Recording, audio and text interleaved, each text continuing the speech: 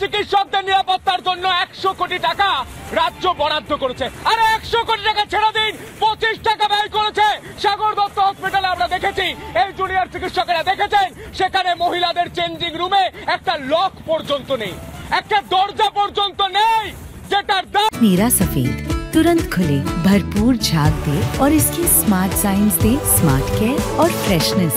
मेरी चॉइस मेरा सफेद। হাঁটলে 1000 থেকে 2000 টাকা, 1000 থেকে 2000 টাকা, 25 টাকা একটা লোকের দাম।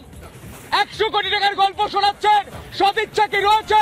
আবারও যদি কর্মবিরতিতে এই জুনিয়র চিকিৎসকরা যেতে বাধ্য হন, তার দায়িত্ব কি রাজ্যের স্বাস্থ্যমন্ত্রী, রাজ্যের পুলিশ মন্ত্রী, রাজ্যের মুখ্যমন্ত্রী মমতা বন্দ্যোপাধ্যায় আপনি নেবেন? আসবো আলোচনায়, যারা রয়েছেন পরিচয় করে দিই। আমার সঙ্গে জুনিয়র ডাক্তাররা এসে উপস্থিত হয়েছেন, যারা বলছেন তাদের নিরাপত্তাটা আজও নেই। ডক্টর শুভম সরকার রয়েছেন, ডক্টর শুভদীপ রয় রয়েছেন, ডক্টর আরমান হক রয়েছেন।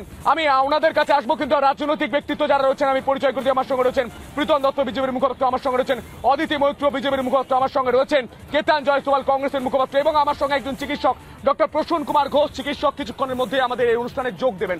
আমি জুনিয়র ডাক্তারদের দিয়ে শুরু করি। আপনারা শুনেছেন নিশ্চয়ই 100 কোটি টাকা, 100 কোটি টাকা, 100 কোটি টাকা। কি মনে হয়, রাজ্যের সদিচ্ছা রয়েছে আপনাদের সুরক্ষা দেবার, আপনাদের নিরাপত্তা দেবার? দেখুন, আমার প্রথম কথা যে আমাদের আন্দোলনটা আজ তীব্রতর করতে আমরা বাধ্য হচ্ছি। এর কারণ আমরা প্রথম 5 দফা যে আমাদের দাবি ছিল তাতে আমরা ফিরে যেতে চাই। আমাদের প্রথম দাবি ছিল বিচার। আমরা দেখেছি যে রাজ্য সরকারও এর বিচার চাইছেন, কিন্তু আমি বুঝতে পারছি না, এবং আমরা কেউই হয়তো বুঝতে পারছি না যে যদি উনি বিচার চেয়েই থাকেন তাহলে কি জন্য সরকারি কৌশলে 3 দিন ডেট পিছিয়ে দিচ্ছেন। উনার তো আপিল করা উচিত, তাড়াতাড়ি যাতে এই আমাদের প্রসেসটা এগিয়ে। এবং এবং এবং এবং অভয়ার বিরুদ্ধে, অভয়া ডিফেন্ড করার জন্য এতগুলো লয়ার। অবশ্যই এরপর আমরা যে আমাদের 2 এবং 3 নাম্বার দাবি, সেই দাবিগুলোতে চলে যাই। আমাদের 2 আর 3 নাম্বার দাবিতে যে সমস্ত মানুষদের অপসারণের কথা ছিল, সেগুলো আমরা কিছু ক্ষেত্রে দেখেছি কিছু জনকে অপসারণ করা হয়েছে, 1-2 জনকে করা হয়নি। কিন্তু একটা ঘরের মধ্যে থেকে আবর্জনা একটা কোণে থেকে আরেকটা কোণের মধ্যে সরিয়ে দিলে আমার মনে হয় না ঘর থেকে দুর্গন্ধ অন্য কোথাও চলে যায়। একদম। এবং আমার আরো একটা প্রশ্ন রয়েছে, আমি সরাসরি প্রীতম দত্ত এবং রাজনৈতিক ব্যক্তিত্ব এবং প্রসূন বাবু যদি আসেন, আমি ডাক্তারবাবুর কাছে অবশ্যই যাবো। প্রীতম দত্ত, কি মনে হয়, রাজ্যের বিরোধী রাজনৈতিক দল, তোমরা রাজনীতি করছো, তোমরা রাস্তায় নামছো, তোমরা আন্দোলন করছো, তোমরা বলছো আমরা পাশে রয়েছি, সবকিছু ঠিক আছে, কিন্তু রাজ্যের কি সদিচ্ছা রয়েছে? আপাত দৃষ্টিতে চোখে কি মনে হচ্ছে? দেখো, রাজ্যে যদি সদিচ্ছা থাকতো তাহলে আরজি করে সেই 7000 লোক গিয়ে ভাঙতো না। আর যারাই ভেঙেছে ওই লোকগুলো এসেছিল, তোমরা জানো, কামারহাটি থেকে। একদম চিহ্নিত করেছে, আমরা খোঁজ নিয়েছি, এবং পুলিশও বলেছে শাসক দলের সঙ্গে অনেকের যোগ রয়েছে। এবার এবং তারা যে চিহ্নিত করেছে তার একদম 100% যোগ আছে। কিন্তু কথাটা হচ্ছে, তুমি প্রশ্নটা কার কাছে করবে? যেমন তৃণমূল এখানে অ্যাবসেন্ট, সেরকম তৃণমূল প্রত্যেকটা প্রশ্ন করার থেকে ডাক্তারদের কাছেও অ্যাবসেন্ট, পুরো নাগরিক সমাজের কাছেও অ্যাবসেন্ট। তৃণমূল আছে শুধু তোলাবাজিতে, স্বাস্থ্য থেকে শুরু করে, শিক্ষা থেকে শুরু করে সব জায়গায় শুধু তোলাবাজিতে ওনারা করবেন। এবং যারা তার আওয়াজ তুলবে তাদের এনাকে প্রশ্ন করতে পারেন, কেউ নেই তো ওনাকেই প্রশ্ন করুন, গার্ডেনটাকেই প্রশ্ন করুন। গার্ডেনকে প্রশ্ন করে হবেটা কি? তার কারণে জড় পদার্থ, তৃণমূল জড় পদার্থ না, তৃণমূল তোলাবাজি পদার্থ, এছাড়া আর কিছু না। আজকে তৃণমূলকে তুমি প্রশ্ন করলে তৃণমূল দাগিয়ে দেয়। যেমন দেখছো না, তৃণমূলের এমপি, এমএলএ, মন্ত্রীরা দাগিয়ে দিচ্ছে জুনিয়র ডাক্তারদের। যারা আছে করোনার সময় আমরা করোনা ওয়ারিয়ার বলে নরেন্দ্র মোদী প্লেন পাঠিয়ে সবাইকে গোলাপ বিতরণ করেছিল, সবাইকে গোলাপের পাপড়ি ছড়িয়েছিল, ফুলের মালা পরিয়েছিলাম আমরা প্রত্যেকটা নাগরিক সমাজ। তাদেরকে আজকে দাগিয়ে দিচ্ছে, তাদেরকে আজকে মারধরের হুমকি দিচ্ছে, তাদের কাছে কেস করা হচ্ছে। তাদের জন্য আমরা বেঁচে রয়েছি। তাদেরকে হুমায়ুন কবির বলছেন যে আমার বিরুদ্ধে কেস করা হচ্ছে, আমি দেখে নেবো, আমি এই করে দেবো। হুমায়ুন কবির তো প্রেসিডেন্ট অফ ইন্ডিয়া নন যে ওনার বিরুদ্ধে কোনো কেস করা যাবে না। দেখুন, প্রথমত হচ্ছে যে এইভাবে যে আমাদেরকে এইভাবে হুমকি দেওয়া হচ্ছে, সবভাবে হচ্ছে আটকানো হচ্ছে, এটা মানে খুবই খারাপ হচ্ছে। দেখুন, আমাদের যেমন মাস কনভেনশনটাই আপনি জানেন কয়েকদিন আগে SSKM-এ হয়েছে, হওয়ার কথা ছিল ধনধান্যতে, সেটা হচ্ছে আমাদের আটকে দেওয়া হয়েছে। আরও কতভাবে আটকানো হয়। মানি স্কোয়ারে যেমন একটা প্রোটেস্ট করতে চলেছিলেন, ওখানে কর্পোরেট লস তুলে মাঝখান থেকে সেই প্রোটেস্টও আটকে দেয়। আন্দোলনটা আমরা যখনই একটু ডিএসকালেট করেছি, সরকার আমাদের পেছনে লেগে গেছে, আলাদা করে এতভাবে আন্দোলনটাকে আটকাচ্ছে। কথা বলছে, করছে এক, সেই জন্য আমরা আন্দোলনটাকে আরো বেশি তীব্রতর করতে হলো আমাদেরকে।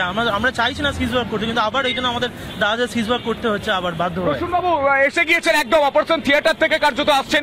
প্রসূনবাবু, আমি একটা জিনিস জানতে চাই, এফআইআর করার সাহস কি করে হলো বলছেন ভরতপুরের তৃণমূলের বিধায়ক হুমায়ুন কবির? উনি তো প্রেসিডেন্ট অফ ইন্ডিয়া নন, আমি যেটুকু জানি। এক, দ্বিতীয়ত পুলিশ দাঁড়িয়ে দাঁড়িয়ে দেখছে, আপনি গতকালও দেখেছিলেন সেই ছবি, আজও দেখতে পাচ্ছেন, পুলিশ দাঁড়িয়ে দাঁড়িয়ে দেখছে জুনিয়র ডাক্তারদের পেটানো হচ্ছে। পুলিশের যে এই সাগর দত্ত হসপিটালের মধ্যে যে রুম রয়েছে সেখানে আমরা দেখতে পাচ্ছি চাবি দেবার হচ্ছে, পুলিশ নেই, পুলিশের দেখা নেই। তাহলে পুলিশ করছেটা কি? আমি আপনার প্রথম কথাটা আগে বলি যে আউটপোস্ট, পুলিশের আউটপোস্ট না, হুমায়ুন কবিরের যে কথাটা আপনি বললেন, এরা হচ্ছে সেই নেতা যারা কালকে ছিল আজকে নেই, আগামী দিনও থাকবে কিনা জানি না, কিন্তু এই সব কাণ্ড করে ছোটখাটো কথা বলে এরা ভাবছে যে কিছুটা ভেসে থাকতে পারবে। কত বড় মূর্খ এরা দেখুন। এরা বলছে, আমি যা টিভিতে শুনলাম যে 50 জন ডাক্তারকে ঘরে ঢোকাতে নাকি 3 মিনিট সময় লাগবে, এই কথাটাই তো বলেছে।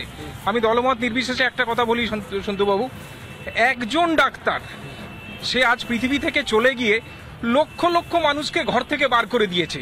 তাহলে এ কোথাকার হরিদাস পাল যে এ গিয়ে 50 জন ডাক্তারকে ঘরে ঢোকাবে? এ হচ্ছে সেই লেভেলের মূর্খ এরা জানে রাজনীতির জীবন শেষ। এবং এই বক্তব্যটা হুমায়ুন কবির না শুনতে পারলেও রাজ্যের মুখ্যমন্ত্রী মমতা বন্দ্যোপাধ্যায় নিশ্চয়ই শুনতে পাচ্ছেন। আপনি আজ পর্যন্ত হুমায়ুন কবিরের বিরুদ্ধে কোনো ব্যবস্থা নিয়েছেন? Yes or no? নো, কোনো ব্যবস্থা নেয়নি, কোনো ব্যবস্থা নেওয়া হয়নি। দলের তরফ থেকে, প্রশাসনের তরফ থেকে কোনো ব্যবস্থা নেওয়া হয়নি। শুধু একটা নন এভেলেবল সেকশনে এফআইআর হয়েছে এবং তার এগেইনস্টেও তিনি বলছেন, কি বলছেন শুনবো। যত মহা মিছিল করবে, এরা যদি 1000 লোকের মিছিল করে, আমি তার পরের দিন 5000 লোকের মিছিল করবো, যে ওদেরকে ঘিরে ওখানে রেখে দেবো মেডিকেল কলেজ। হিম্মত থাকে তো আমার সাথে লড়বে, করুক। যেদিন করবে তার 2 দিনের মাথায় করব। মেডিকেল কলেজ ঘেরাও করে রাখবো। আমার নেত্রী আমাকে নিষেধ করবে, কিন্তু তাও শুনবো না। আমার অধিকার খর্ব হলে আমি কোনো জায়গাতে আপোষ করবো না। এত বড় সাহস কোথা থেকে পাই? কার মদতে পাই? আমার এখানে এফআইআর করার হিম্মত কোথা থেকে পাই? এসব ডাক্তার, এসব 50টা ডাক্তারের কে ঘরে ঢুকাতে আমার 2 মিনিট লাগবে। করুক না, দেখি কত। আর প্রশাসনও কি করে দেখি, আমাকে কি করে রুখে দেখি।